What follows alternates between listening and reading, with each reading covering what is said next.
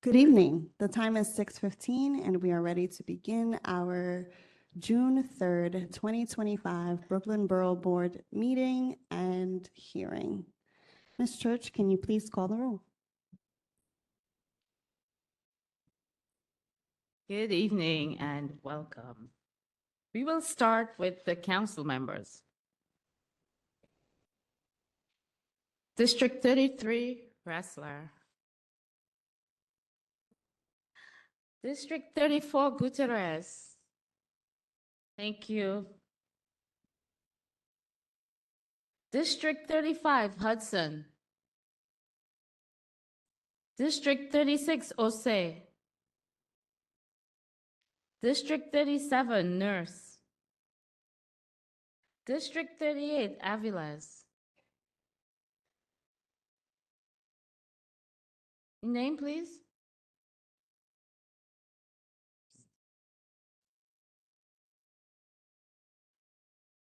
District 39, Hanif. Thanks, Mus. District 40, Joseph. District 41, Neely. Thank you. District 42, Banks. District 43, Zwan.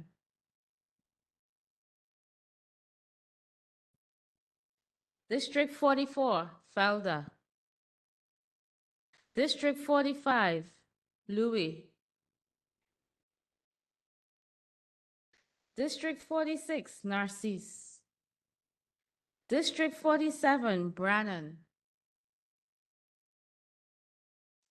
District 48, Vernikov.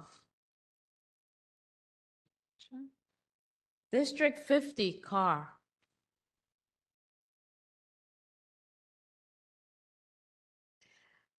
Borough President's office is represented at the head table. Community boards. Community Board 1. Community Board 2. Community Board 3.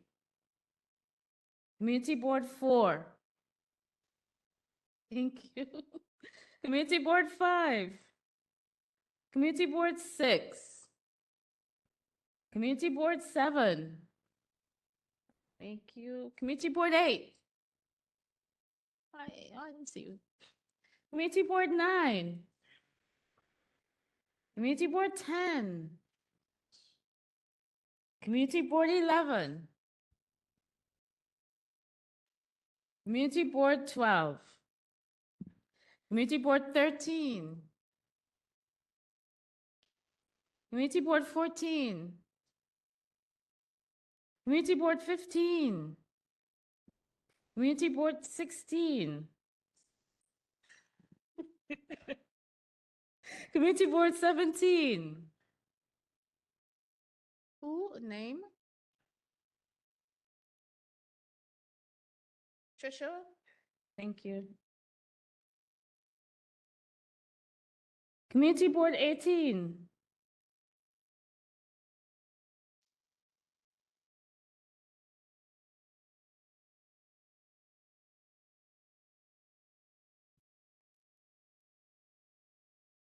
We have a quorum. We're going to move on to the second item on our agenda, and that will be the approval of tonight's agenda. Do we have a motion? Thank you, Chair Scavo, and thank you, Vice Chair Vallis, for the second. Do we have any objections to the approval of the minutes? Seeing none, the motion carries.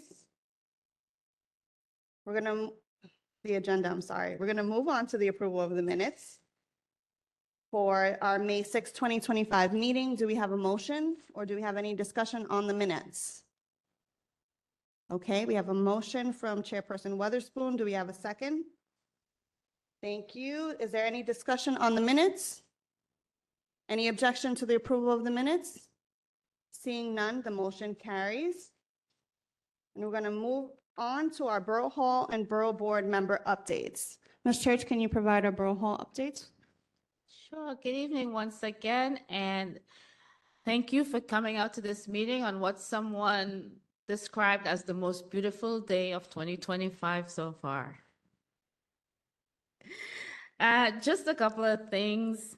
Our office will be hosting a one-on-one tomorrow, June 4th, with EDC to discuss the proposed redevelopment of the 122-acre waterfront area at the Brooklyn Marine Terminal, also being called the BMT project. That event will be held here at 6 p.m. And it's the month of June, and there are lots of celebrations and observations this month. Who knew that it's National Safety Month?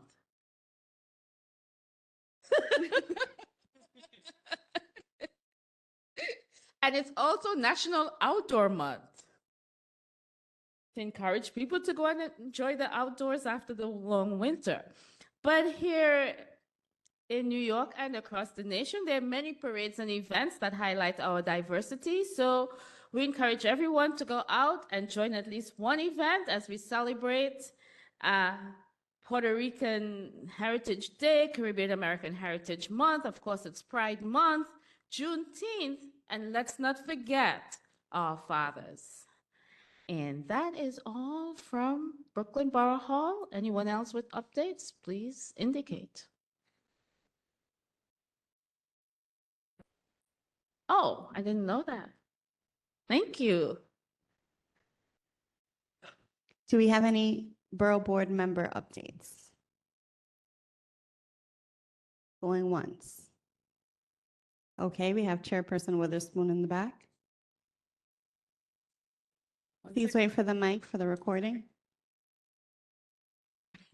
Sorry about that. So CB8 is hosting a community baby shower that we're really excited about. We have 350 people confirmed for this event, so we're really pleased. It is going to be on, the 10th of this month at Chelsea Piers. Thank you. We have Chairperson Baptiste and then Chairperson Buserit.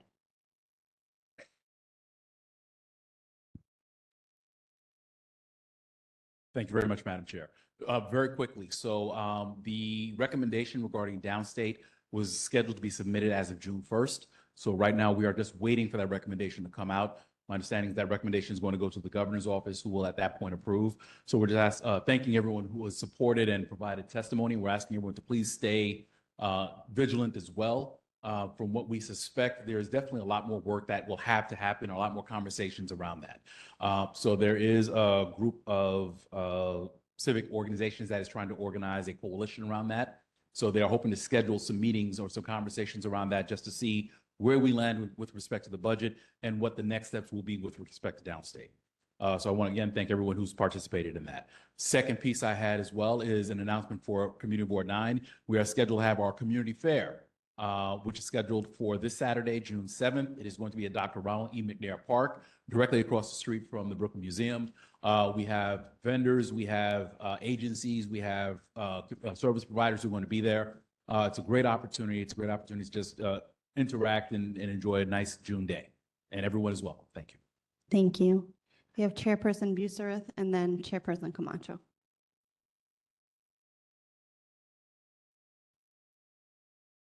Good evening, everyone. I just wanted to share that on Saturday, June 21st, the Community Board 3, in conjunction with the Bed-Stuy Gateway bid, is having its annual Sustainable Saturday event, where we'll be providing a shredding truck and for the first time an e-waste truck, which hasn't been in Bed-Stuy in years. So nearby community boards can come by and drop you off your e-waste if you have it.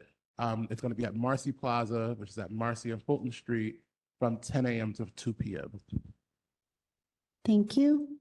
Chairperson Camacho. Please wait for the mic.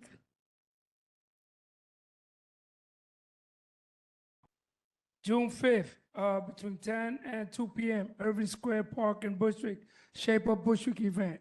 This is our 15th-year doing it since the winter time. I know a lot of you gained some weight, so we're gonna have Zumba.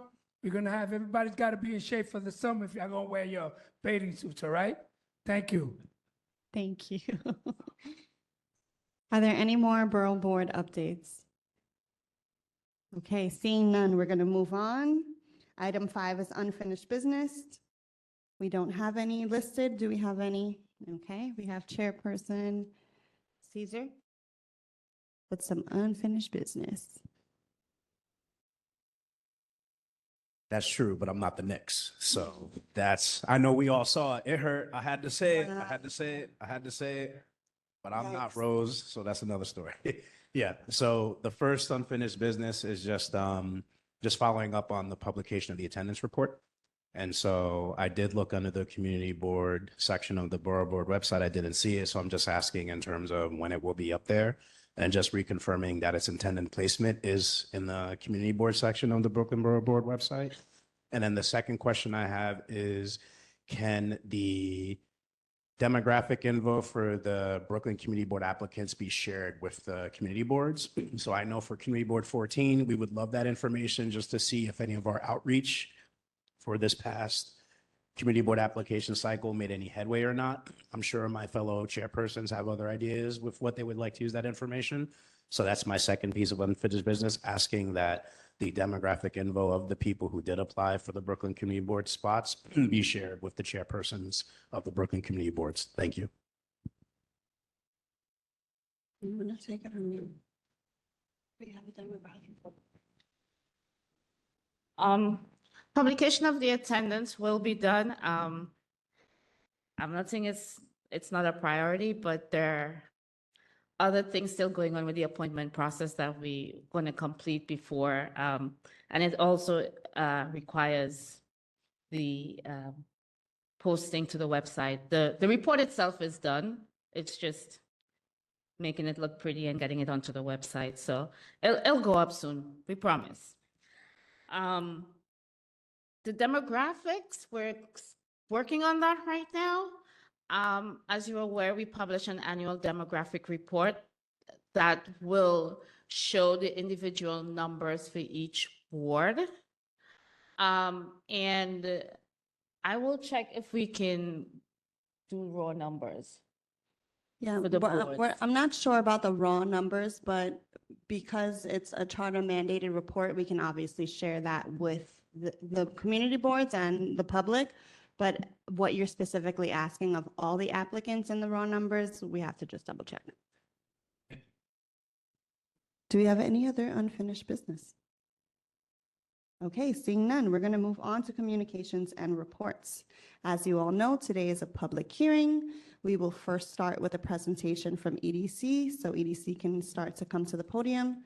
And, oh, my apologies. I got a little bit ahead of myself. We have a neighborhood advisory board presentation first. So we will do that, and then I will get into the whole spiel about our public hearing. Okay, so we're going to ask the neighborhood advisory board to come up for their presentation. We will give you 7 minutes, not including any questions that will be asked. You can go ahead to the podium. And any questions will not be against your time. Thank you so much for being here.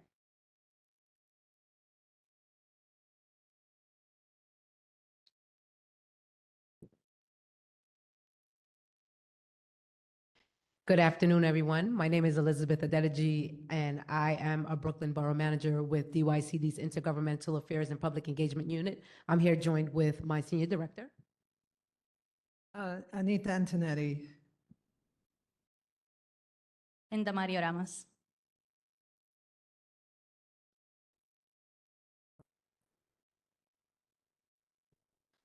Next slide, please.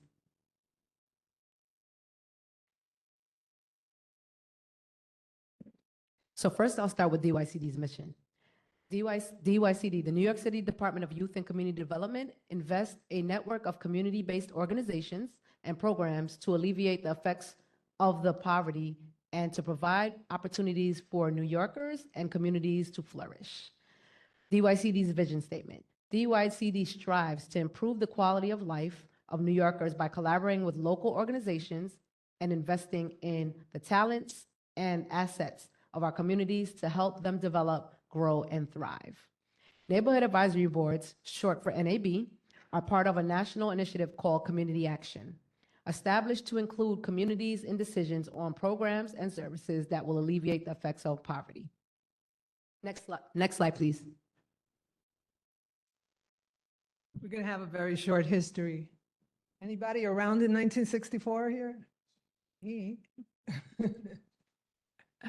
In 1964, President Johnson declared a war on poverty. He said in the richest country of the world, there should be no one poor.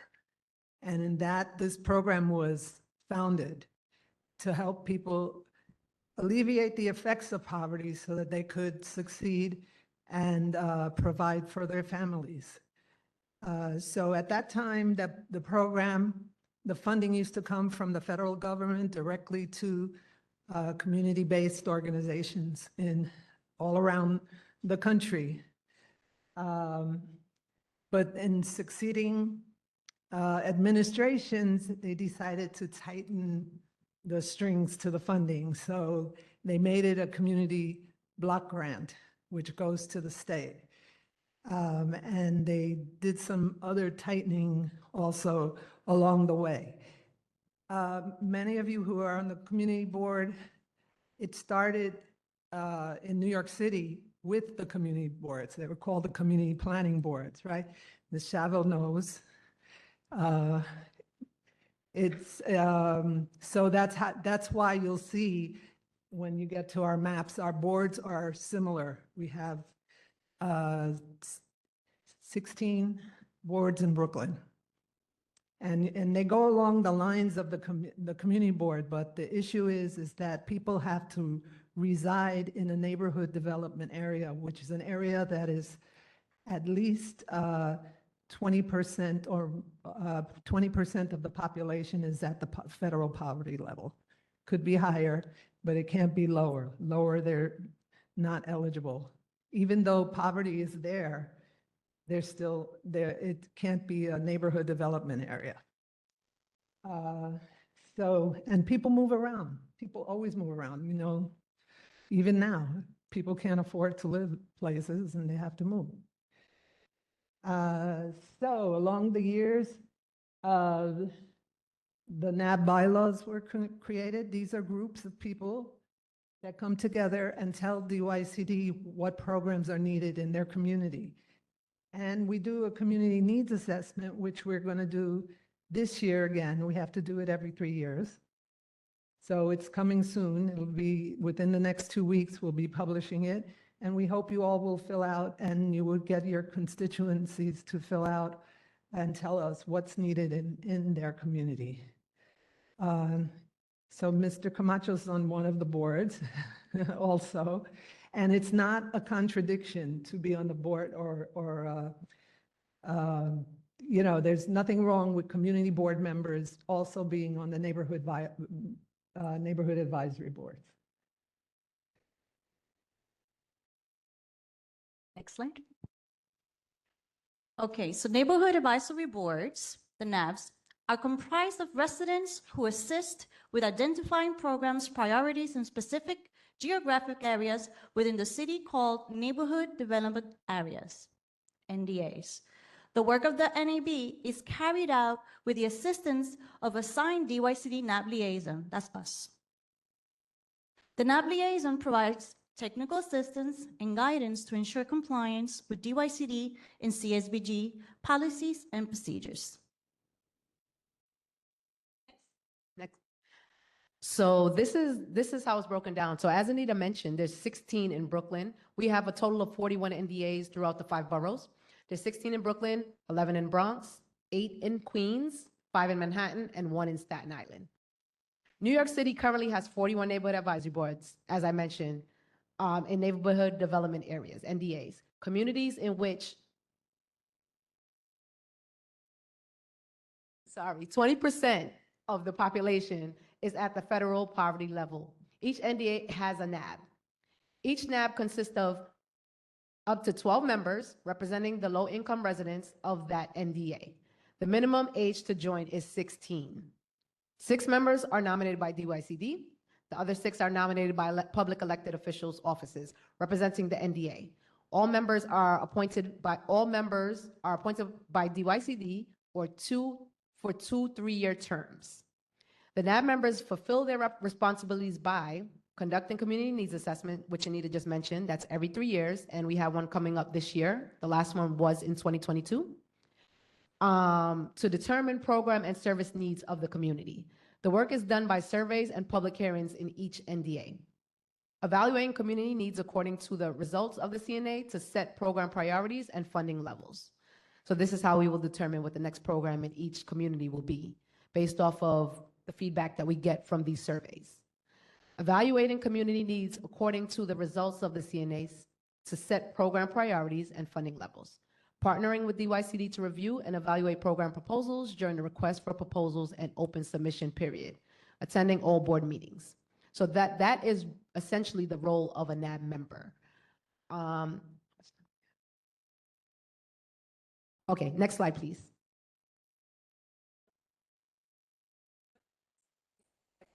These are the 41 boards across the city of New York, where the poverty level is 20% or 20% or higher at the federal poverty level. So you can see we cover all of New York, including the North Shore of Staten Island. Next slide. And these are some of the benefits that members get out of the program. If members attend a meeting in person, they will get a $25 travel voucher to get to the meeting. Meetings are held within each neighborhood. We do have other events that we go to, and we do tabling to recruit new members, or also just to spread the word about the program. Our programs cover the gamut of things. There are senior programs, there are adult literacy programs, there are economic development programs that help small businesses to get started and also to continue in business. We have quite a number of programs, and it's the residents, you all, that tell DYCD what programs are needed. So these are some of the benefits that are there. As Elizabeth said before, the minimum age is 16. If we have young people 16 and they're going to school and they need community service, this is community service. If they're going to college, we can write a letter saying that they performed this community service and they were excellent at it, and to help with the college applications. So it's a good place for them to start with civics. It's 4 meetings a year that you must attend. They're usually about an hour each, and as I said before, they're in the community. If the weather is bad, we may have it online, but mostly it's in the community. And now with the community needs assessment, our members go out and they survey their community. And Elizabeth also mentioned there is a public hearing where people can come and testify in person, and we will let all of you know that this is happening. But we're always looking for members because, as she said, it's a 6-year term, it's 2 3-year terms, and people go off the board. They can come back after a year if they want to. You know, we always want to have people coming and participating on the board. Next slide. That's all the time we have. Okay. All right, so the last slide, that just has our information. If anyone would like to get in contact with any one of us, I'm Elizabeth, that is Damari, that's Anita, that's our emails. You can reach out to us directly. And also, if you want more information on DYCD as a whole, you can visit Discover DYCD. It's like a Google for DYCD and all the programs we have in each NDA. Thank you. Stay there just in case if there's any questions. Do we have any questions for DYCD? Chairperson Camacho, and then we have Ms. Hernandez. I just had comments. I hope everyone here can go back to their board and get some people to get involved, because these programs that are in our community are going to benefit our community, and you can get input on who is getting contract through DYCD, and if the services are working or if they need more. We need to get together and make sure that our tax dollars go back to our kids and our youth. And get kids to get involved, or you can pass the torch, for they can see what it's like to get involved. 16, 17, 18 years old, for they can see that things just didn't pop up and happen. People made things happen. So thank you. Please support them in any way. They were trying to throw me out, but I don't know how they picked me back up. So I was trying to get out, but they didn't take me. They took me back. So Thank you. Ms. Hernandez and then Chairperson Loman. Thank you for the presentation. My question is how soon are the programs implemented into the community after the surveys are done? It depends on when the request for proposals is released. Right now, we're working, the programs are through a proposal that was released in, I believe it was 2019. No, it was 2020. It was during the pandemic. So now we're doing another needs assessment that's going to inform the next request for proposals. And it is the Neighborhood Advisory Board members who will say, we prioritize this these are the results of our survey. We want this program prioritized, this program prioritized, this program prioritized. And the funding levels are based on the number of people that are at the poverty level within each NDA. So that's how the money is divided. That comes from the state of New York. Any other questions? Chairperson Loman. Good evening, everyone, and thank you for the presentation. Mine is a simple one. Can you email that so that we can have the information, because the light dark, you really can't make out the numbers and the email addresses. So if you guys can email it, we would appreciate it. We provided the Borough President's Office with this presentation, and you can always find us. We're at nyc.gov/DYCD, and there's a tab that says Get Involved. We're there as well. And there you can see the results of the last needs assessment that was done in 2022. Okay, thank you. Yes, we will be circulating the PowerPoint to Borough Board members. Are there any other questions for DYCD about the neighborhood advisory boards? Seeing none, we thank you so much for coming to present to the Thank Brooklyn you. Borough Board.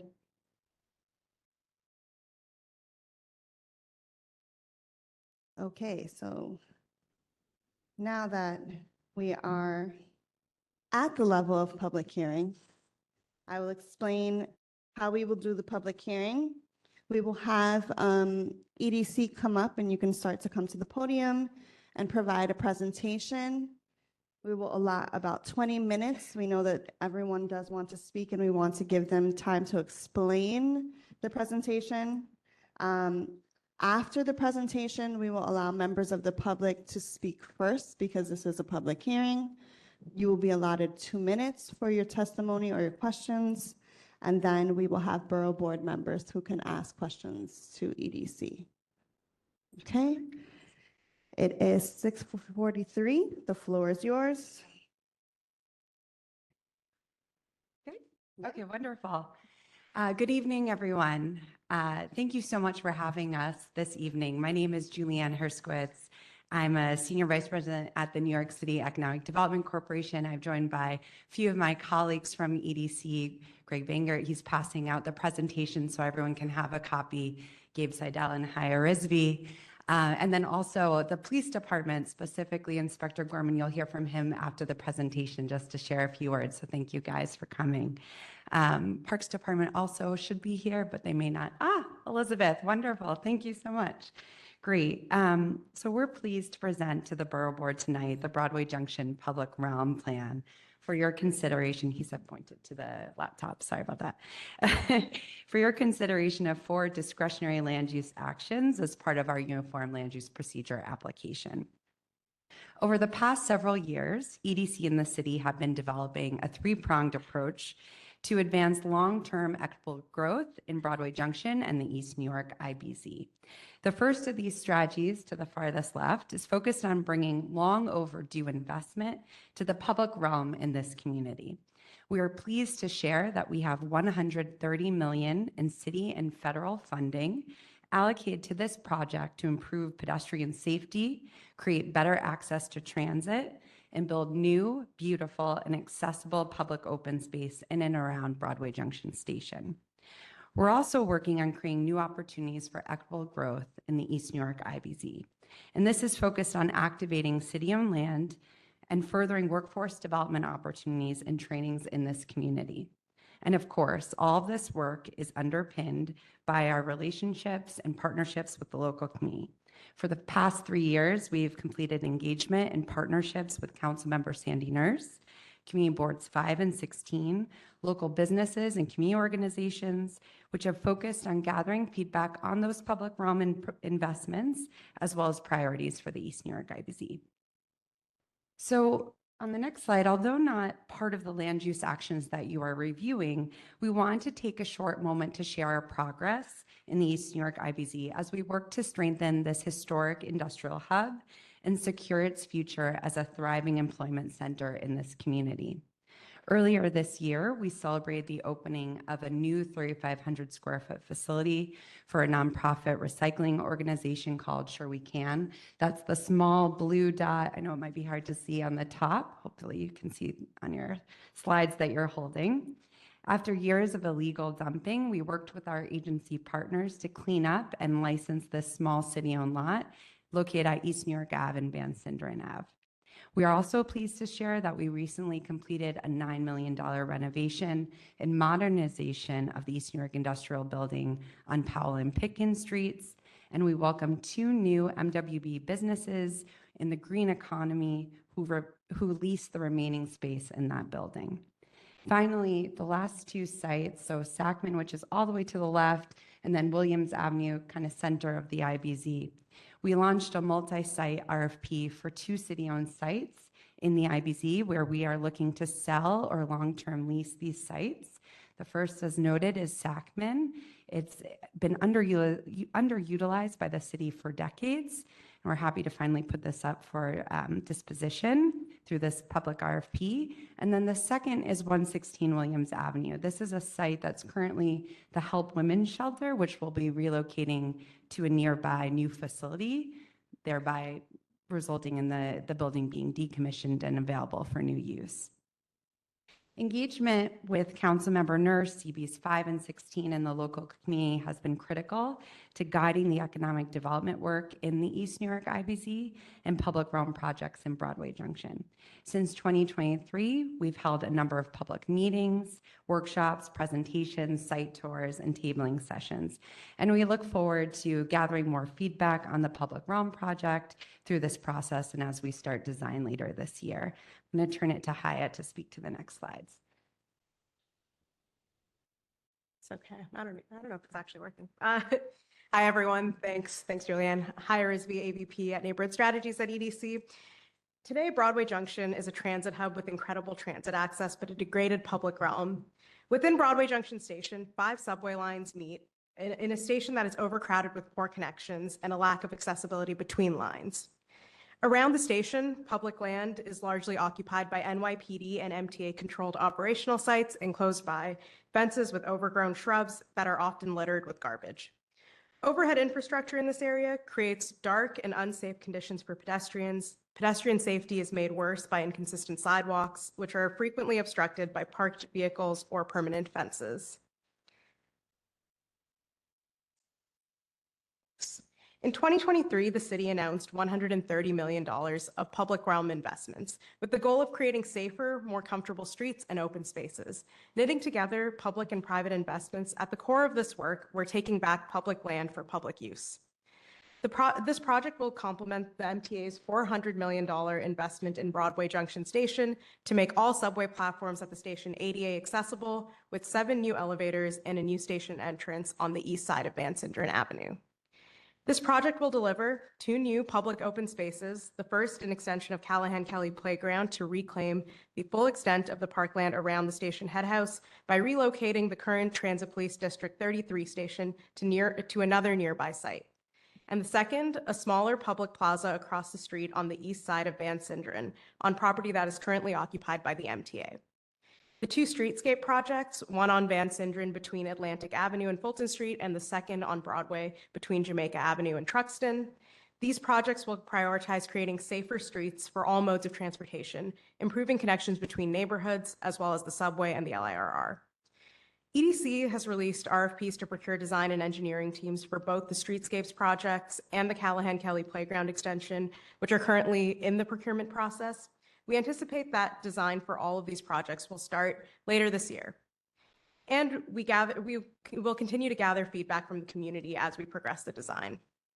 Construction for all of these projects is targeting 2028 and will be complete in 2031. To implement this project, we are seeking Borough Board's approval for 4 discretionary land use actions, which we will discuss in further detail on the following slides. Today, NYPD Transit Police Station occupies 15,000 square feet of mapped parkland within Callahan-Kelly Playground. This facility is located above grade, which limits visibility and accessibility to the subway entrance and park from the street. This condition creates narrow sidewalks from the entrance that can't support the mix of activities happening in the area today. We've also heard concerns from the community regarding safety due to poor visibility in the area.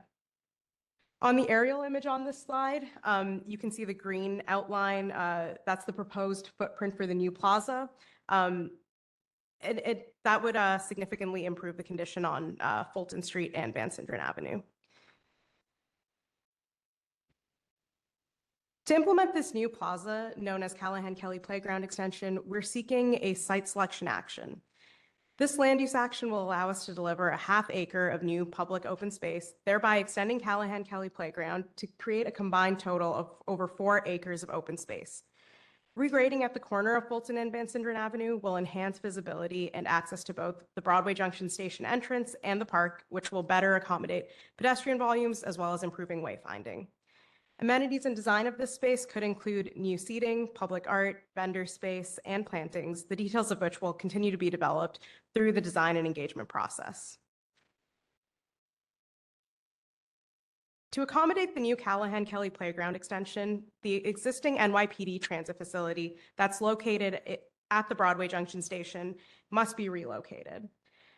NYPD Transit District Number 33 is critical to ensuring public safety on the city's subway system.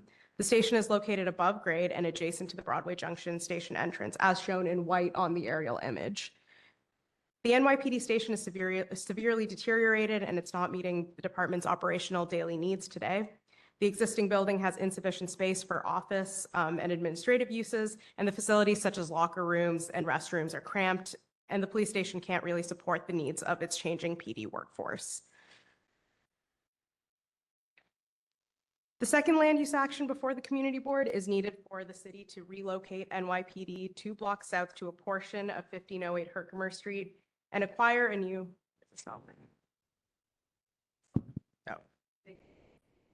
Can people still hear me?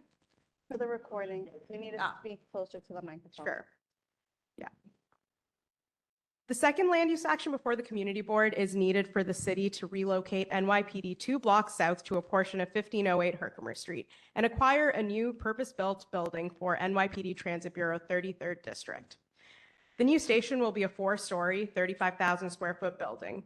This is the right sizing of the existing facility to meet current size and demographics of the district staff. It will feature glass on the ground floor and a street-facing community room. The NYPD will continue to maintain a small presence inside of the Broadway Junction Station as well.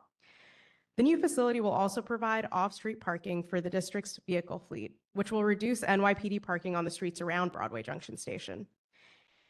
It is anticipated that construction of the new NYPD facility will begin in 2026 and be completed by 2028. Only a portion of the lot is needed for the NYPD facility, so the third land use action will allow the remaining half of the lot to be redeveloped in the future by the owner, so that there's sufficient light and air into any future building on the rest of the site.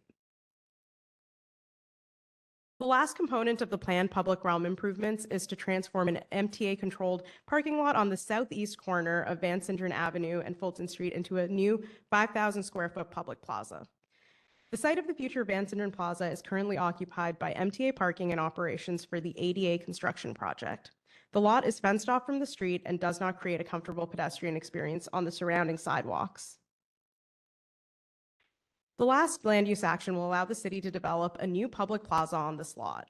The new plaza will be part of a network of public open spaces complementing Callahan Kelly Playground Extension and the planned public access area as part of the Herkimer Williams project just to the south. We'll coordinate the design and implementation of Van Sinderen Plaza with the planned Herkimer Williams Public Plaza immediately to the south to ensure a cohesive and enhanced design across both projects. The new plaza could feature amenities such as seating, planting, lighting. These will continue to be developed through the future design and engagement processes. Now I'll pass it back to Julianne to talk a bit more about workforce strategy. Oh, thank you. Great. Our investments in the public realm will be paired with a workforce and MWB strategy to support training and business growth in the local community around Broadway Junction and East New York. EDC set a 30% target for MWBE firms for the Callahan Kelly Playground Extension Design Contract, and we will exceed the 7% federal disadvantaged business goal for the Streetscapes project.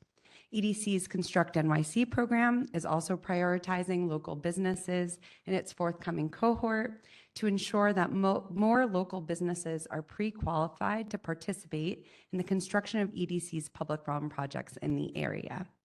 Additionally, EDC just announced awards totaling $1.4 million in funding to 5 local nonprofit organizations, they're named here in bold on the slide, to expand workforce programs in East Brooklyn, which will prepare job seekers for future opportunities. And this includes training in welding and green construction trades. The upcoming construction contracts for the Broadway Junction Public Realm projects will include a community hiring goal.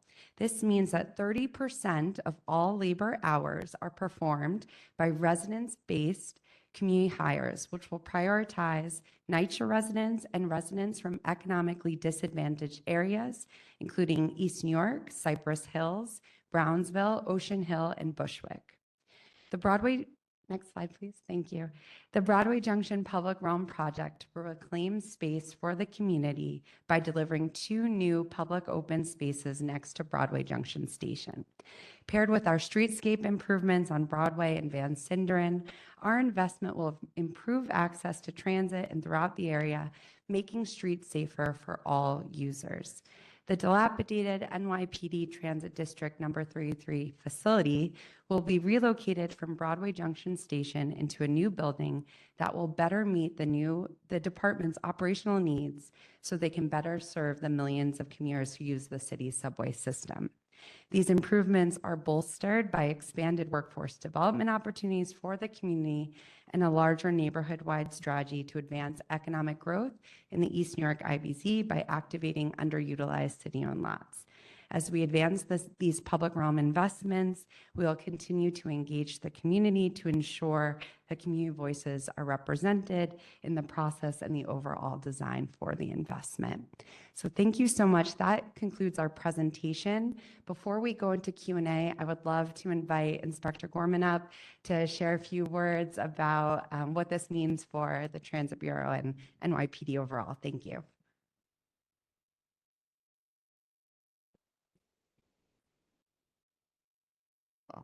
Good evening, everyone. My name is Inspector Kenneth Gorman. I'm the commanding officer of Transit Borough Brooklyn, so I cover all the subways in the borough, including District 33, which will be the beneficiary of this program.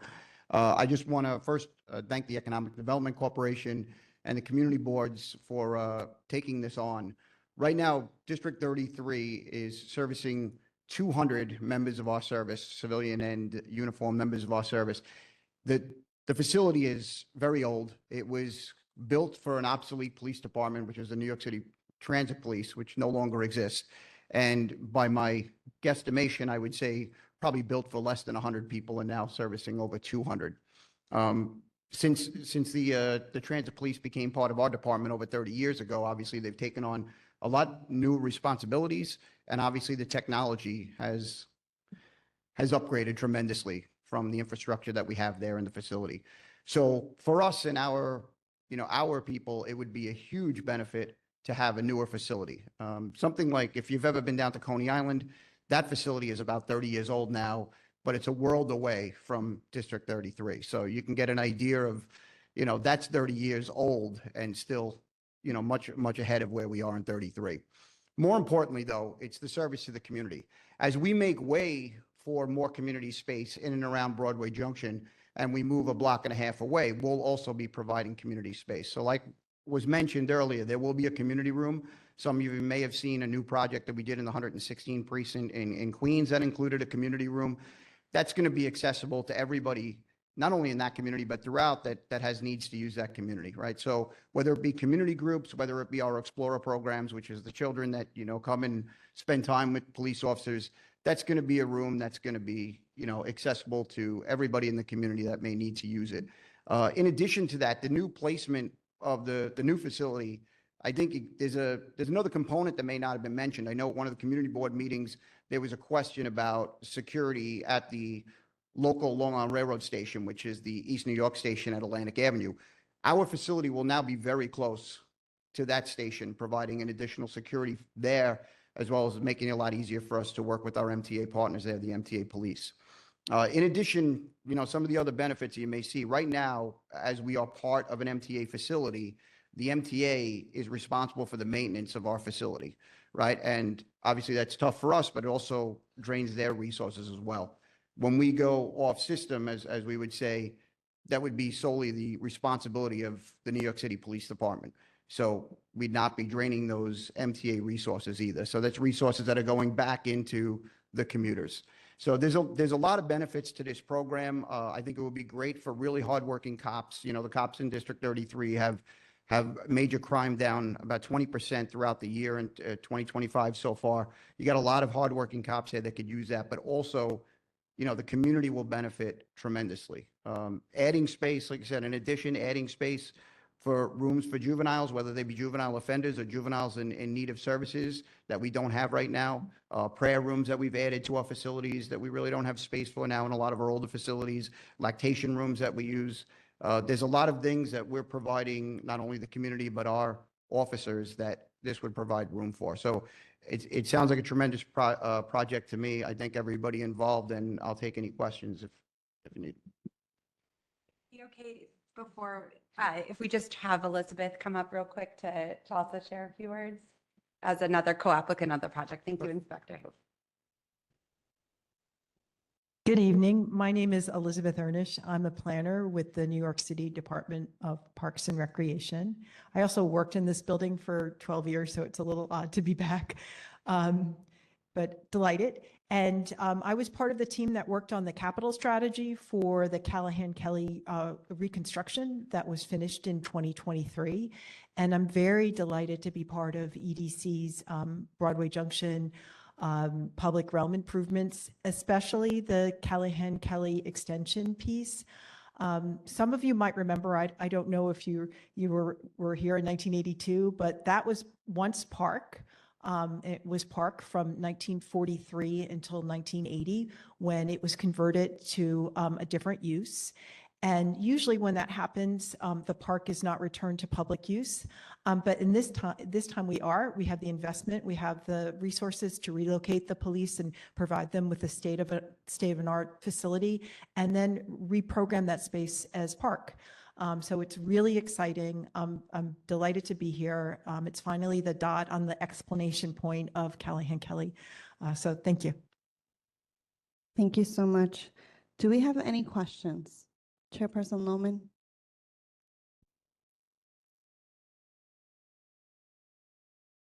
Good evening, everyone. EDC came to Community Board 5 because that's a project in my neighborhood. And there was a lot of questions that you guys could not and did not answer. We spoke about you guys working with Totem, because Totem is putting those big buildings, 24 stories over there. And we spoke about parking. None of those residents will have parking over there. You guys have 200 officers going into 1508 Herkimer. You're saying that you're gonna have 10 parking spaces. Where are those police officers gonna park? They drive in from Long Island and other places, Staten Island, East New York, wherever they're coming from. They drive in. it impacts our community. No parking with totem. It's going to impact the project of Totem, the 88 of Broadway Junction, Long Island Railroad. It's just too much going on back there. We've also asked you guys to work with Community Board 16 and 5 to have a meeting together. We want to make sure that the same thing you're saying to us is what you're saying to them. There's a lot of unanswered questions. We haven't seen the building, the design. You haven't told us exactly what it is that you're going to do there. So you're asking us to give a blanket approval, and there's so many things that's unanswered. I don't think it's fair for you guys to stand here and act like everything is okay when we gave you all of these questions when you came to land use last month. It's so much that I want to say, but I ask that you respect the community, respect the process. We have Totem doing all sorts of work back there. You have open space. We asked you and Totem to work together to put parking back there. You bought half of the lot. The other half, why can't you purchase that to put parking back there? If you go to Broadway Junction right now, the cop cars are parked on the sidewalk, in the middle lane, all over the place, right across the street. And I want to know why, when you go across the street to 1508, why aren't all of the cops going over there?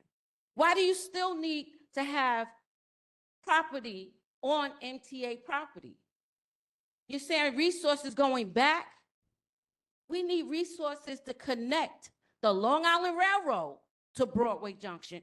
Mr. Camacho, you was at the rally. We asked for that for the ADA. We seem to keep forgetting about all of that. And all I hear is this would be great for the police department. What about the community? What about the community? I have so much more to say, but I'll end on that note. Thank you very much. So thank you so much, Chair. And I think you know we were at the community board just 2 weeks ago, I want to say, 1 week ago, and appreciate that we'll be coming back as well. And we also came in February. So we are trying to do as much as we can to come to the board, to share progress on this work and make sure that we leave no stone unturned. And I really appreciate all of the concerns that I'm hearing. I want to make sure we tackle them because there's a lot there that I heard. So first, just on engagement, we are trying to be there and meet you where you're at. So confirming we will be at the June Community Board, not only land use, but also the full board to ensure that you have the time that you need and the full board to hear this project and to talk through those questions and concerns. I respectfully think that there are a lot of community benefits baked into this project. We are taking back public land for public use. These are spaces that frankly have been inaccessible to the public, used for MTA operations, used by our friends at the NYPD, on map parkland even. And so I think the delivery of half an acre of new public open space is a huge benefit to the community, and an improvement from the streetscape and the public realm that's there today that we all know the city has long underinvested in this community, without a doubt. Additionally, the streetscape improvements, so not part of this ULURP application, we sought federal funding, we got that federal funding. So that will include, safety improvements on Broadway. Broadway is a Vision Zero corridor that has way too many pedestrian deaths. We're looking to improve upon that. Van Sinderen, you talked about Long Island Railroad. So Long Island Road obviously is not within our jurisdiction, but we want to help improve access to Long Island Road, and that those streetscape improvements on Van Sinderen will help to achieve that. I also heard you ask about parking. So I understand. I grew up in a two-car family in Brooklyn. I understand driving is a way of life. Without a doubt, we are trying to do as much as we can to secure parking for NYPD. And I want to let Inspector Gorman speak more to it. But specifically, what that means is today, the existing facility in Broadway Junction Station does not have dedicated parking. And so as part of our negotiation and search to find a site to relocate NYPD, we wanted to ensure that the property and the space was big enough to accommodate off-street parking, to try to remove some of those cars from the street that you noted. So we're very pleased to deliver that as part of this project. And specifically, you asked that question, why couldn't we purchase the whole site? And that's something that we looked into, but unfortunately, our budgets are constrained. So the budget has to accommodate and accomplish specifically demolition of the existing facility, regrading and building out of the new Callahan Kelly Playground Extension, the new park that Elizabeth spoke to and we all spoke to, as well as the new purpose-built facility. And so the budget did not allow for us to acquire the rest of the site, which is why we are focusing in on the half of the site that we will use for the new NYPD facility. I know there's more. I want to let Inspector Gorman also address the concerns on PD parking. So from our understanding of the project, at the very least, the department city-owned vehicles that are now on the street in front of the station, we will have parking for those. So it's like 10 to 12 vehicles, those marked vans that you see out there, those police department vehicles, they will have parking on this facility. They will be off the street, right? And then I understand you have the concern with the officers parking. We are working on that. We are working to find parking for them.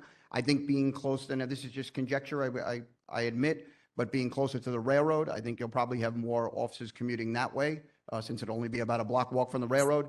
But there is not going to be an increase in the amount of officers, and we are going to move, those cars will be moving at least 2 blocks away now from Broadway Junction. Right? As far as additional parking, we are working on that, and it's something that may come up in the future that we may have a more solid answer on. But that's, as of now, we know that those 10 to 12 cars that we own will be coming off the street.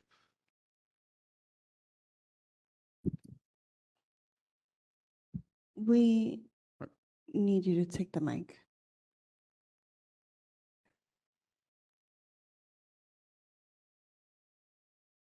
Want to have a complete package.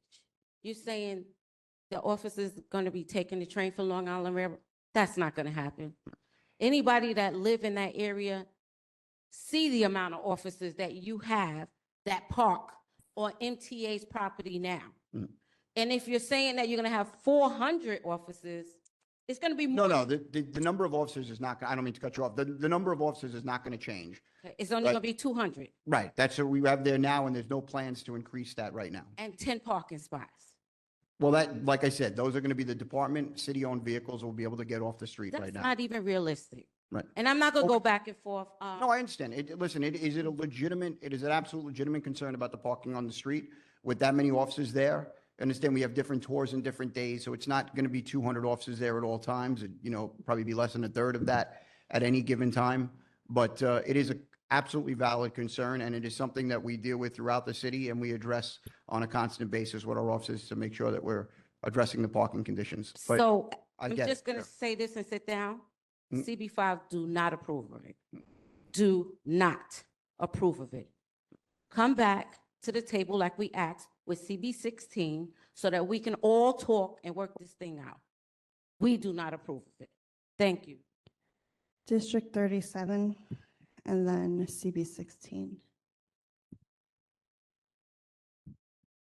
Good evening, everyone. My name is Samori Toure. I am the Chief of Staff for Councilmember Sandy Nurse. We have a working relationship with EDC, so good to see you all. I have some comments that the council member would like me to leave and relate to the board. So first, the council member recognizes that the need to relocate the transit police precinct in order to make way for the 2 EDC plazas. Our office welcomes the improvement to the area that the plazas will bring, including improved sidewalks, streets, and lighting. Our office has 2 concerns regarding the years of demolition and construction that the residents and transit goers will experience. First, we continue to be concerned about the lack of lighting around the Atlantic Avenue L train station and the rundown state of the East New York LIRR. This has been an ask for community members for decades. We will need to see some commitment to temporary lighting improvements that can remain in place during the construction period. Secondly, we are concerned about the need for daily cleaning around the Broadway Junction area. As you all know, it's been an issue for us, especially during the construction period.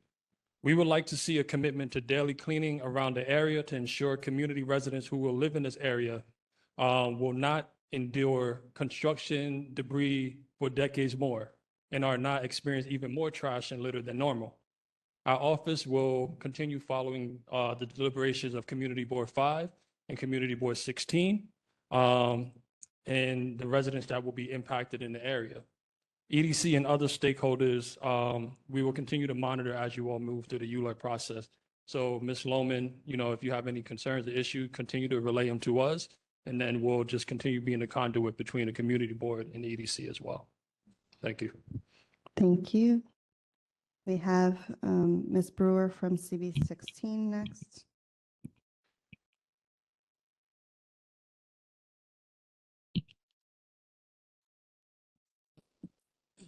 It's interesting to have such a huge project when I believe 5 and 16's initial request for that area was better lighting, safety, and something more with the garbage.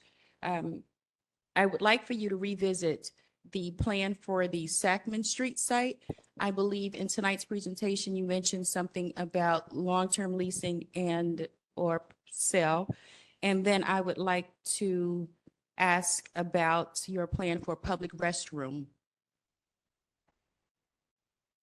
Thank you so much. So first of all, I do want to echo both what you said and Samori, that without a doubt, feels very unsafe to walk around Broadway Junction today, and especially in the evening. And I think, unfortunately, that is because of vacant lots, underutilized lots, illegal dumping that we see on the streets, and the lack of sufficient lighting being probably the #1 issue. We conducted a survey talking to people outside of the subway station, in the streets, in the community, and lack of lighting was one of the #1 concerns that we heard. So we're really happy that through not only the streetscape improvements on Van Sinderen and Broadway, but then also each individual public plaza. So on the east side of Van Sinderen at Fulton, and then across the street at Callahan Kelly Playground right next to Broadway Junction Station, that will be able to bring new lighting to improve safety in the area. On your question about Sackman, I'm happy to share. So Sackman is about 19,000 square foot site in the East New York Industrial Business Zone. And again, through the advocacy of the council member as well as the community, we heard it is about time that the city does something more with this site. It has been underutilized for decades, and we were really happy to put it up for via public RFP, so request for proposals that we released earlier this year, to see to the public, what could we do? What more could we do here to activate this site, bring job generating uses to the site? And we heard from the community, did extensive outreach, had a number of visioning sessions as well, and heard that there was a strong interest in green economy businesses, workforce development, and improving what is there today, which is really an underutilized city-owned lot. So that request for proposals just closed, and we're starting the diligence process of the responses received, and hoping to be able to share more later this year as we continue that diligence. And then you had a question about public bathrooms, and I assume that relates to Callahan Kelly Playground, but please, I want to make sure I know I'm answering your question correctly. Yes, it's public open space.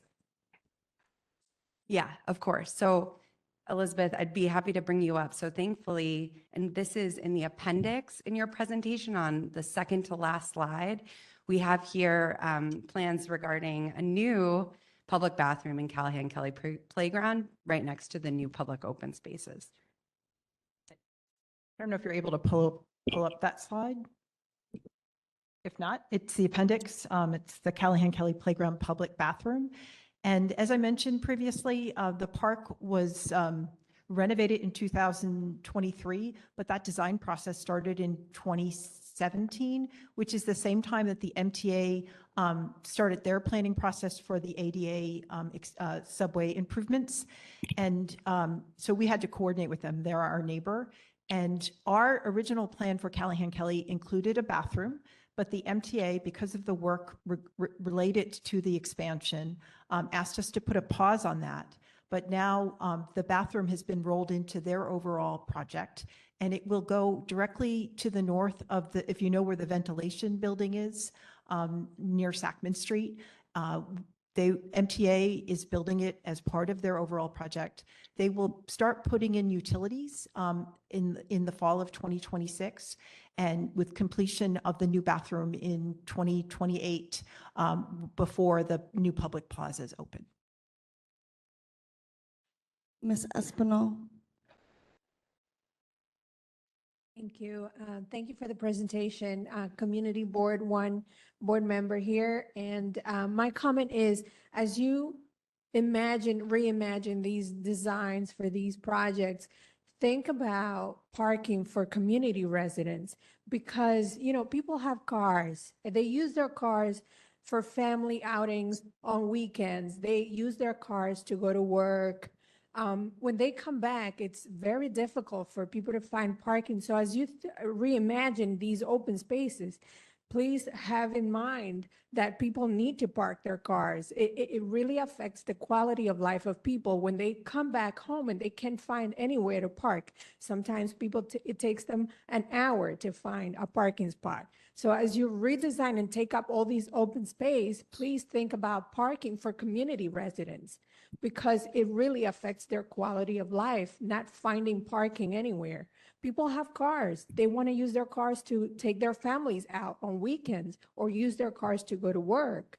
So just keep that in mind as you design these, and not take away parking for community residents. Chairperson Camacho. I echo our chair, CB5, and the other board. I'm on 4. I'm right adjacent. I'm next door. I cross the street. I'm right there. You know, I'm a different person as everyone else, and I'm more emotional because, you know, you throw these pictures, something that we never had, and it's something that we want, and then you expect us to say, yeah, this is what we want, but you forgot something, you know, and then y'all look at us like, this is good, this is good. I says, whatever happened to what the community wanted? Did that ever come to people's mind and ideas? I am disabled. I walked over there from that place. I got lost in that tunnel. I didn't know where I was going. It was like I was in a third world country. But yet people are paying $3,000, $4,000 rent just to live in that place like that. But yet we were disenfranchised. I'm going to tell you what the 4 parking spots that they're going to get taped. The inspector, the captain, the lieutenant, and a sergeant. When they go, they'll park their car there. They use the sector car to ride around. And the services members get nothing but walk under the train stretch or the trucks. There's parking lots there that's empty. Elected officials, let's step up. Let's look for one of these parking lots. I can't vote on this because it doesn't affect me. It is not on mine. But I will go and fight for them and make sure that they get, 1, respect, and that 2, that you do a presentation that is fruitful to this community. It's not fair when they come to this here, Madam Chair, and come empty with a blank book and think that people are going to sign that blank check and think that it's all right. It's empty. We really need the facilities for us. I don't ride a bike. I used to ride a bike. I don't have a dog. I used to have a dog, and I'm not in college for roommates. Okay? So we really need to talk about the community at large and who is affected and who's going to benefit from that. So we really need to sit down, or the big dogs that are making all the big money to do, and say, this is what we need. It's very easy. Get a parking spot for the officers. That's it. Get it, and there's parkings there everywhere. Make it nice, put a light. You can use it. You can bring the truck when the horses come. You can bring back and forth. But they're asking for something that's very important because you know where your cars are gonna go, right? In our parking spots that we don't have, that people are taking over, and we don't got no more and nothing to say. It's sad. It's really sad. If y'all don't want cars, get rid of all of them. I don't care.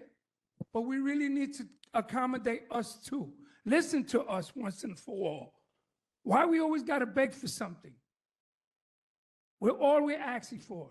Get your parking spot, give her our places so we can park our car. Let's clean up. Let whatever happened to a residential parking for the community, huh? For people that own homes and that. I keep saying that constantly, but yet they keep putting garbage cans, bike racks, e-bikes, stations.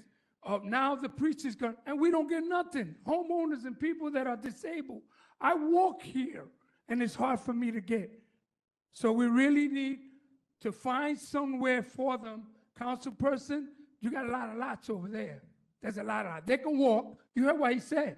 If you put it 2 blocks away, they get off the train, walk and walk back. They'll go to work early. They might be late, but don't worry about it. They'll get a spot.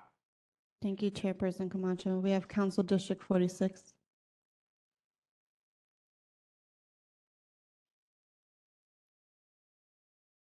Hi, I just had a quick question. Can you explain a little bit about what part of the process is this presentation in? Because it seems like the committee boards haven't heard it, but we're discussing it here.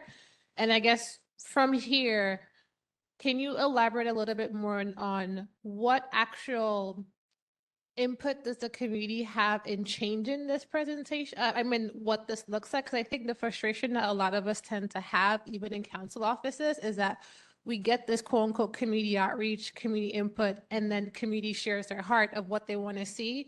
And then the council shares, here's what my community wants to see. But then what the final product ends up being is not what anyone said they want to see. So what is the actual ability of anyone in this room or in the community to actually change what's already being proposed or what's already purchased, what's already, but in terms of budget wise as well, because you already mentioned there's a budget, a set budget and everything. So just want a little bit more clarity on where this is in the process, and then in terms of what actual ability anyone has to change. Sure. Thank you for that question. And thank you for all the comments from Chair of CB1 and Chair of CB4, and of course, CB5 and 16. Thank you. So to answer your question, we just certified or began the Uniform Land Use Review Procedure. And that starts a 7-month clock, and that began in April. So during that time, you start with the community boards. They have 60 days of review. Please correct me, anyone, if I get any of this wrong, right? Because we cut across 2 community boards, we're going to Borough Board tonight. Here we are. Then you'll get 30 days of review at the Borough President. Then it goes to the City Planning Commission. They have 60 days of review, and then 50 days of review at City Council. So all in, that 7-month clock, starting in April, will probably end sometime in November. And, you know, I really appreciate that question of where did this begin and where are we? Because I really hear the concerns about parking, without a doubt.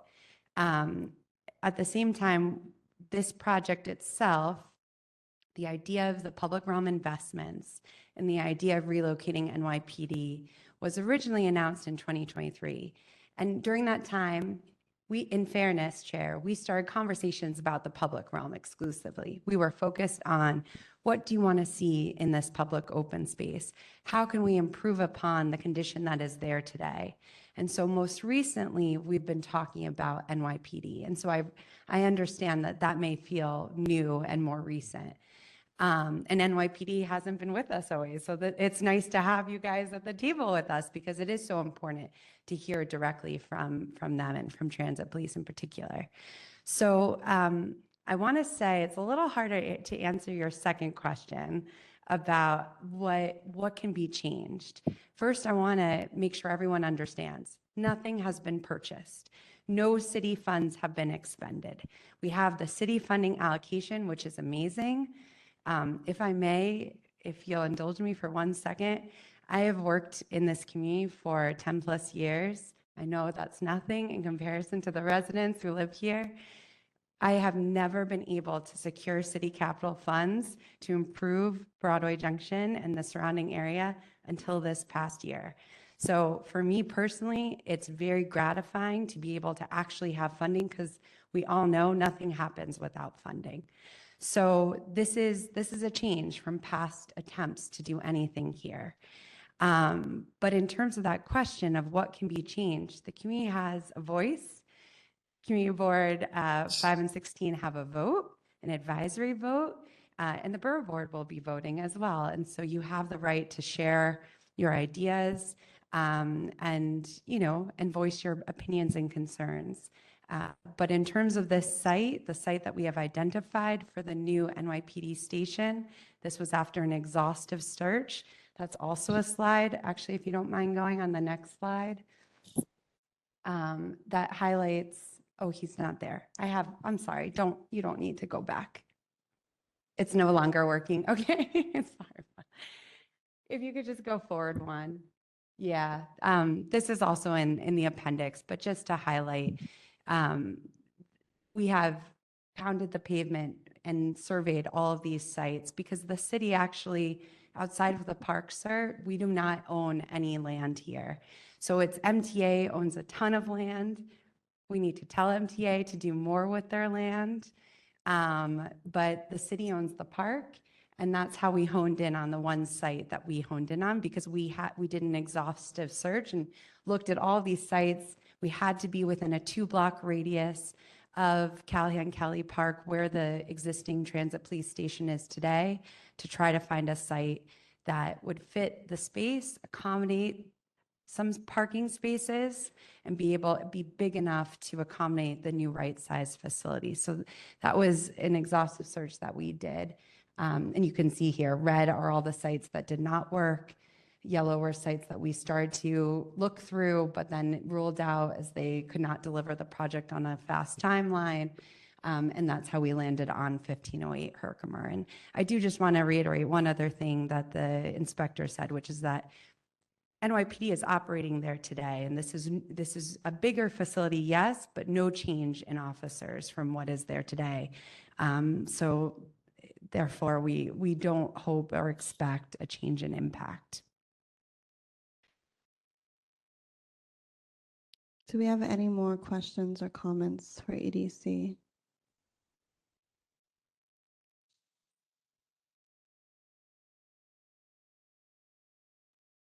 Thank you. Where did you get the funding from? You said it was being funded. Where did you get the funding from? And what input did they have when they gave you the funding? Sure. So we got the funding from OMB, the Office of Management and Budget, right? OMB, as part of the city capital allocation process. So that's a process where city agencies put in new needs capital requests. It happens every year. We worked with Transit Police to put in a request, and that's what started the overarching project when we got the funding in hand. And that, Chairwoman, that was what was announced by the mayor in 2023, that for the first time we got, at the time it was announced for $95 million. We then also got the federal raise grant, which increases that amount. And now that's why the total you'll see is $130 million. And the federal raise grant is going to the Streetscapes project, helping to support that. What input did they have by giving the funding to you? So what are their requirements? That we're giving you this, but what are you going to provide to us? Yeah. What? I really appreciate that question, and I don't, I am not an expert on the city's budgetary process, and I don't want to talk for OMB, but they are scrutinous when they look at what uses and allocations are being proposed by city agencies for the city's budget. So we have to propose the overarching plan that these city capital dollars will go for two new public open spaces, streetscape improvements, and the new NYPD facility. And so they understand the scope and the locations of the projects that we're seeking. And that's what and then you submit your new needs requests, and then you have a back and forth for, I would say, months in terms of questions and answers with OMB before they ultimately, at the executive budget, typically award and allocate the city capital funds. So go back to them Mhm. and ask them to help you be able to provide some sort of parking. Because with those buildings from totems, the parents, the mom, the single mom that have babies that have to go to the hospital, they go across the street to the train station and wait for the train. To take a baby that have 103 fever to the hospital, we need parking. Thank you. Thank you. Thank you. Do we have any other questions or comments? Chairperson Camacho, please be mindful of the 2-minute mark. I'm just curious, and this is MTA's lots and city-owned lots So by MTA? So you put in a request and they purchased the lot from MTA, So the land? So one of the public open spaces, Van Sinderen Plaza, that is actually today MTA construction staging and MTA operational uses. And so we worked with MTA to remove some of that plaza to sort of siphon it off, if you will, and to make that new public open space. And that's part of this plan. Very good, very good. So on the eminent domain, just like they did to the Barclay, and they got the Latinos and Blacks out of there, you can do the same thing. That's the city-owned agency and get more land and get some parking. Because there is land there, still there, MTA, so go do your OMB, to OMB that they're requesting that you know that there's open space there. They're not doing nothing with it, so create a parking over there. You did it on the eminent domain. The city does it constantly because they built the Barclay and they threw everybody out. The last guy was the last guy there. Y'all know how to do it. This ain't a first project for you guys, and you can do it. The powers may be are the ones that are saying no in regards to parking. That's what's going on here. Thank you. Thank you. Any other comments? Seeing none, thank you so much for coming and presenting for this public hearing.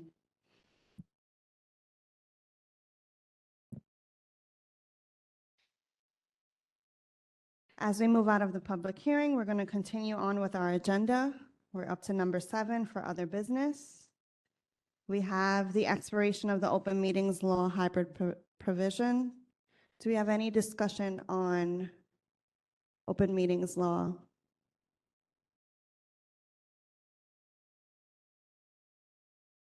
Seeing none.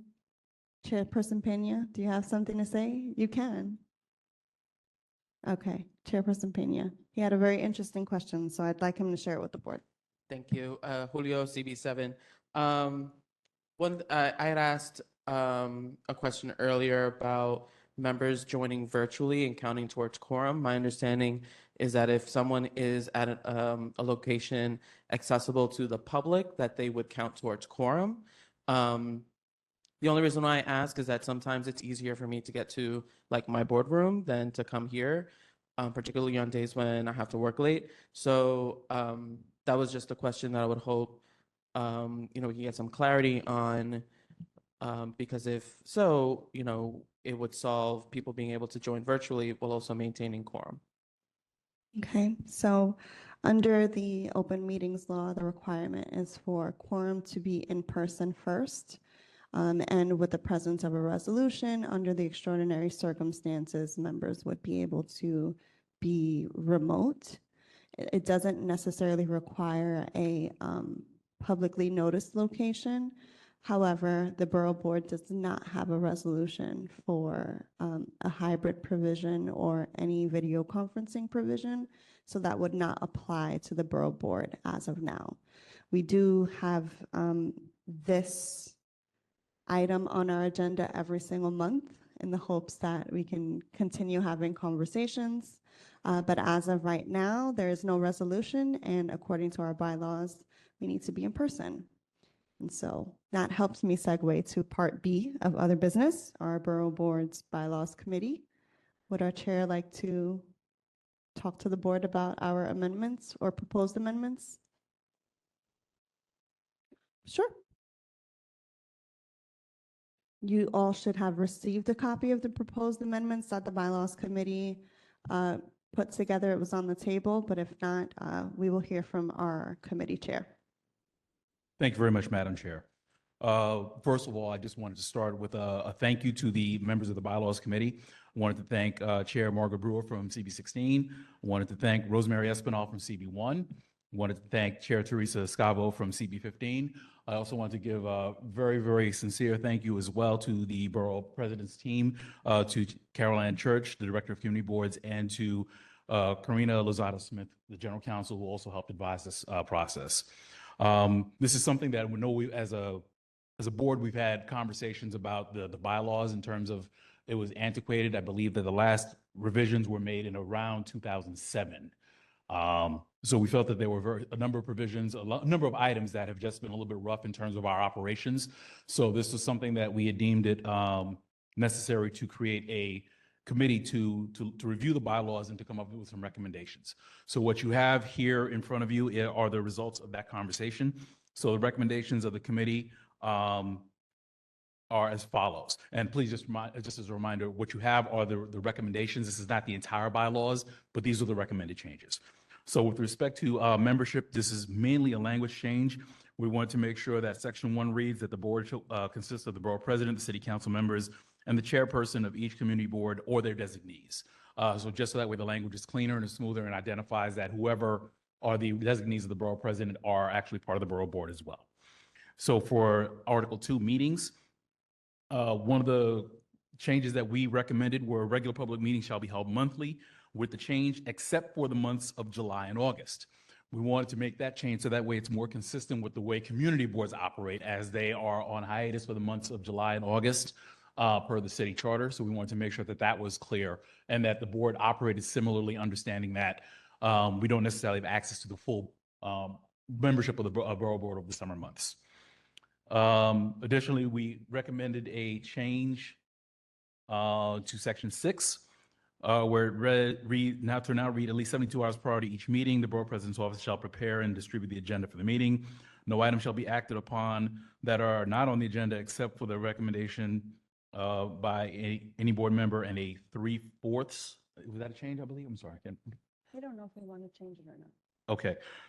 That one might actually not be a change. I'll confirm that, but that was something that we looked at as well. Additionally, in that Article 2, we had recommended a Section 7, which is a provision on video conferencing and hybrid attendance, where the language would include the borough board would live stream its meetings in compliance with legal requirements for the convenience of the public.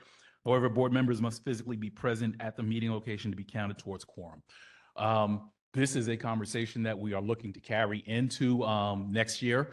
Some of this is bounded by the fact that the state law requires, there's certain requirements by state law in terms of video conferencing. So we just wanted to be clear that the expectation is for members to be here, but hopefully this is a conversation we take into the next year where we can have conversations with the state delegation, assembly members and the senators in terms of what recommendations we have for video conferencing. Additionally, in Section 9, there's a Section 9 reads, any matter on the agenda for the first time shall be held over for consideration at the next meeting of the board upon the request of any member, unless it reads 3/4. We changed that to 2/3 of the members present and entitled to vote during the presence of a quorum for vote immediately, the presence of a quorum vote for immediate consideration of the matter. Current practice is we hear it for the first time 1 month, then we vote on it the next month. So what we wanted to do was create a mechanism by which if there is an urgency or there is a feeling of the majority of the board, well, actually not a super majority of the board, but 2/3 of the board, that this is something that is urgent enough or we can consider we've heard enough, we can vote on it at that same meeting. But the practice is to have that bifurcation where you hear it once, you have an opportunity to ask questions or get additional information, and then we vote on it as a borough board in the next month. All right, in Article 3 with quorum and voting, the change that we recommended, we changed Section 4, subsection B. So except as already indicated, a community board chairperson or his or her designated representative shall be limited to voting on issues that directly affect the community district represented by each such member. The changes we're adding unless the Borough Board deems it as a borough-wide issue. So right now, one of the issues that we've had is that if it's something that is considered adjacent to your district, those boards have been the only ones that have been allowed to vote on that. There is no such restriction for the council, and that has been a concern of the board. And that is charter, that is language linked to the charter, so we cannot change that all the way to say that all board members are enabled to do that. But the workaround for that is if the Borough Board deems it as a borough-wide issue, that would allow for full membership of the Borough Board to actually vote on that matter. And I think it's important because there are resources that, for example, Prospect Park, you would only have 4 or 5 boards that would actually be entitled to vote, but you can't say Prospect Park is not a borough-wide issue, just as an example. So this would give us the mechanism in terms of if the board deems it as a borough-wide issue, this would allow for all board members, board chairs to be able to weigh in and vote on the issue. We're almost there, folks. Hold on, just a little bit more. Okay. All right. So in Article 4, committees, there's Section 2. The change is the borough president shall have the authority to appoint, suspend, remove chairpersons of, and we changed the language where it said standing committees because we're doing a little bit something different here, to committees of the board, and to establish, appoint, suspend, or remove chairpersons of special committees. Section A is all such chairpersons shall serve until the committee is dismissed in the case of a special committee or until June 30th, whichever is sooner. So this is just a cleanup of the language in terms of the language said that the board goes on for some indeterminate length. Again, looking at the operations of the board, we're saying that if it's a special committee, it is for a purpose. So that committee should actually be impaneled until that purpose is achieved and a report is submitted, at which point it is dismissed. If it is a committee that doesn't have a determinate length, the committee naturally should go to the end of the year, at which point it is disbanded, it is dismissed, and if it is required, it can be re-impaneled in the next year. But we just wanted to create the language that to make sure that was clear. If any of the chairpersons are unable to serve, then the borough president shall appoint a temporary chairperson for the remainder of the term. So if there's any change in personnel, if there's elections or people that resign, the borough president has the ability to nominate, to appoint a new chairperson to keep that work going. Article 5 is with respect to public hearings. So Section 2, the notice of the time, place, and subject of a public hearing shall be given as follows. Section A, there was a change for all subject matter, including actions subject to land reviews procedure by publication in the city record for it reads 10 days. I think we changed it to 7 days of publication immediately preceding and including the date of the hearing. Was there a change for that? I think, were we looking to change language? Was it 10 or 15? It was 10 before, we're changing it to 7. Okay, so the change is it was 10 days before, but we're moving it to 7. I think some of the numbers, they anticipated longer times for communication. I think communications are sped up. There's different modes of being able to communicate. So we said, okay, we should be able to shorten the time so that way we can make sure we're able to action items in a more timely fashion. For all actions, publication of the comprehensive city plan calendar shall be not less than 7 calendar days. So that change is made as well. And I believe the rest of the language is consistent with what we've had. I did want to note Section 4. Public hearing shall require a quorum of the majority of the board's members. We crossed out that language who are entitled to vote on this matter in question. The minutes of the meeting at which the public hearing is held shall record the individual members present. So that was just a textual change that we had recommended. There is a Section 1, I'm sorry, hold on. Amendments. Article. Yes, I'm sorry. So next article, we're near the end of the bylaws. This is for Article 7, which is the amendment process. So one of the things that we wanted to do was part of the conversation, again, is that this is stemming from the fact that these bylaws have not been reviewed in a period of time. So they get out of date relatively quickly. And we want to make sure that they reflect what's happening. And just as part of good governance, we wanted to make sure that there is a process or a mechanism for us to make sure that we're looking at these on a consistent basis. So we're adding Section 1. The bylaws are to be reviewed at least biennially, with a committee to be convened in January of the odd year, with amendments to be voted on by the board for adoption. So this is 25. Next one would be in 27 and 29 and so on, making sure that we're able to look and see what things have developed and make sure that we're able to address, make any structural changes to the bylaws as necessary. Article Section 2 is amended to say bylaws herein may be amended by a 2/3 vote at any meeting, provided a copy of such proposed amendment shall have been mailed to all members. Changes from 60 days prior to 30 days prior to the vote to amend. With 60 days, it gives such a long, it makes the process so long that it's very difficult to do things. And depending on when you do it in a year, you may not be able to amend in a year process because you have to give 2 months notice almost. So we're saying 30 days is probably more sufficient in terms of being able to give an appropriate notice to all the board members and be able to act on it and make the amendments happen as well. All right, so these were the recommendations of the committee. Again, I want to thank all the members of the committee, and this is respectfully submitted for consideration by the Borough Board. Thank you so much. We do want to note that it was unanimous that the committee chose Chairperson Baptiste to be the chair of the Bylaws Committee. And we were happy with the efficiency that the subcommittee was able to work. So thank you, Chairperson Baptiste, for your amazing work for this subcommittee.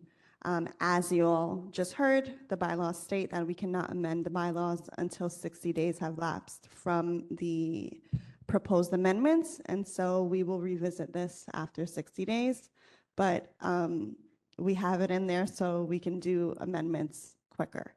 Also, as you heard, generally we do not take a vote the same day that we have a hearing, but because the summer months meeting dates are to be determined, I will entertain a motion for the vote for EDC if there is one prior to adjourning.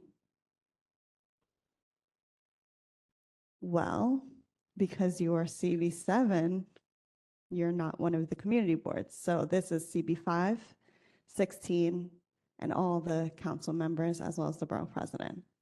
Thank you for your urgency, but next time.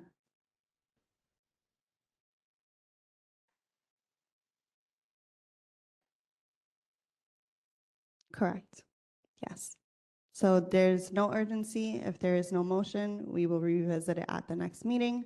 But I did want to open the floor because our summer months are to be determined at this moment. Okay, so seeing no motion on the floor for this project, do I have a motion to adjourn? Oh, wow, there's an urgency for all these motions. Give me 1 second before we adjourn.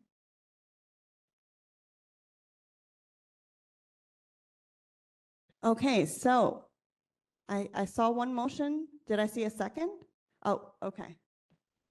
Adjourn. Thank you.